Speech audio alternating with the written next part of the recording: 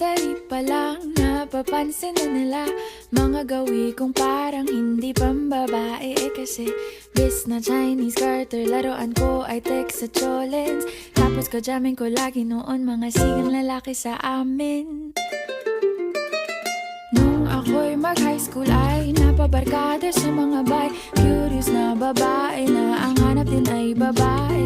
Sa halip na makeup kit, bit-bit ko ay gitara. Tapos pormahan ko lagi ay long sleeves na t-shirt at faded na lonta.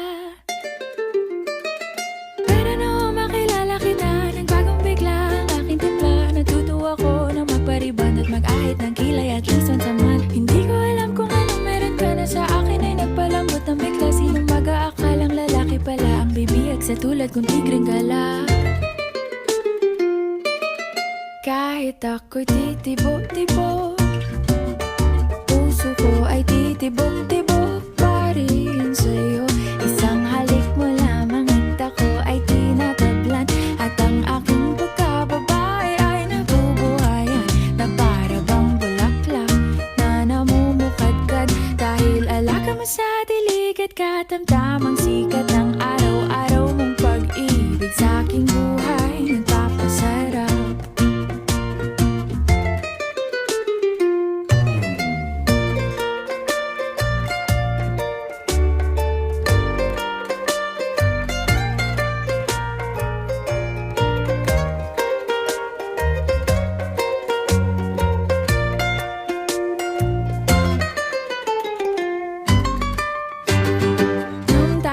College ay saka ko lamang binigay ang matamis na oong 10 buwan mong trinabaho.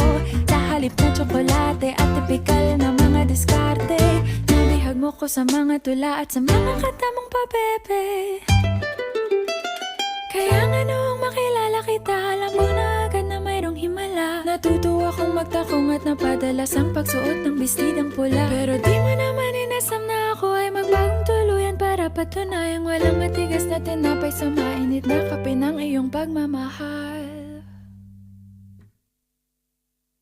Kahit ako'y titibo-tibo, puso ko ay titibok-tibok pa rin sa'yo.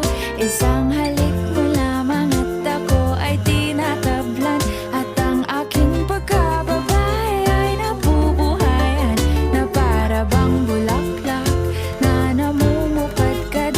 Dahil alaga mo sa dilig at katamtamang sikat ng araw-araw mong pag-ibig sa aking buhay nagpapasarap.